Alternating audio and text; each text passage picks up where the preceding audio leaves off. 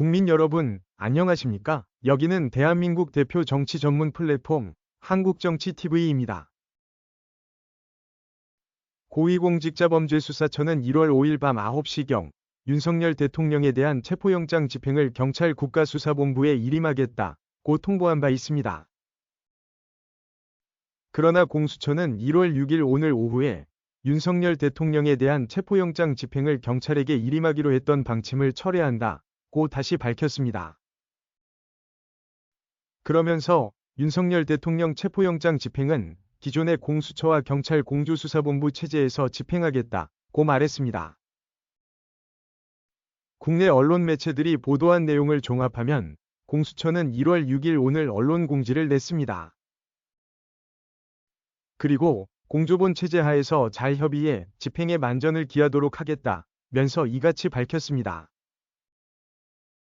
이에 대해 공수처는 공수처법, 형사소송법 등 자체 법리 검토 결과 영장집행 지휘권이 배제되지는 않는다고 판단해 공문을 발송한 것이라고 말했습니다.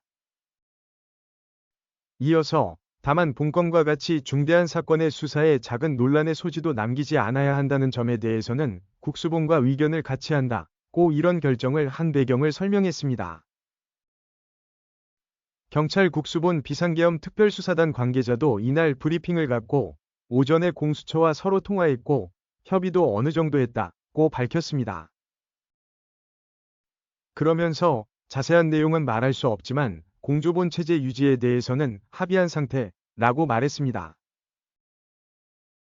이에 앞서 공수처는 1월 5일 밤 9시경 경찰 국가수사본부에 윤석열 대통령에 대한 체포영장 집행을 일임한다는 내용의 공문을 발송했습니다. 이 공문을 발송하는 과정에서 공수처가 경찰 특수단과 상의하지는 않았던 것으로 알려졌습니다.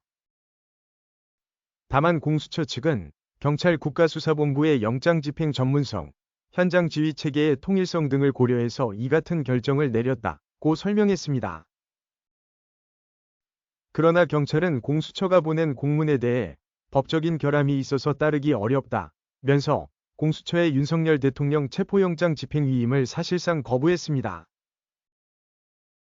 이러는 사이에 공수처가 체포영장 집행 과정에서 불거지는 물리적 충돌 등의 문제를 경찰에 떠넘기는 것 아니냐는 지적이 나오기도 했습니다. 한편 공수처는 이날 경찰과의 협의를 거쳐 1월 6일 오후 12시까지인 윤석열 대통령에 대한 체포영장 기한의 연장을 법원에 신청할 예정입니다. 한국정치TV는 국내 최초로 탄생한 중립적, 객관적, 과학적, 불편부당한 독립 정치 미디어입니다. 여러분의 구독과 알림, 자발적인 후원은 채널의 제작과 운영에 큰 힘이 됩니다.